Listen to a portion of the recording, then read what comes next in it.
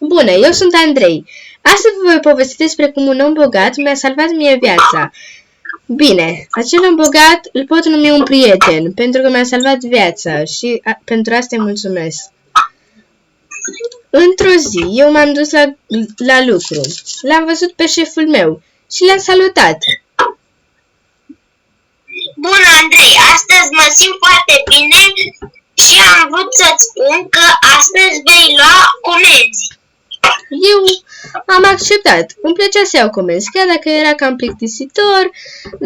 Mă prindea. Astăzi a fost o zi foarte lungă și asta nu mi-a prea plăcut.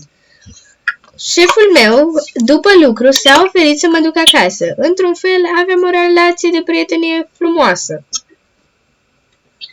Andrei, vrei să te duc eu acasă? I-am zis că da, bineînțeles.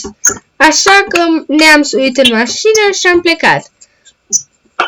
Eu, când am ajuns acasă, mi-am amintit că trebuie să merg la magazin. Când am plecat, pe trecere, m-a călcat o mașină. Bine, era să mă calce, dar șeful, adică Bogdan, m-a salvat.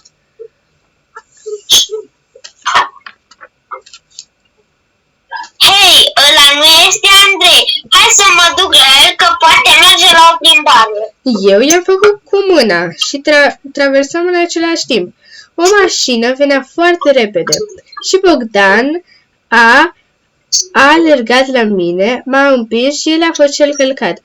Din păcate, a trebuit să sufere el în locul meu. Bineînțeles că mergeam în fiecare zi la spital și îi plăteam absolut orice era necesar ca el să fie din nou bine. Și cam atât a fost povestea. Noi ne vedem data viitoare și vă rugăm să fiți mai atenți. Pa!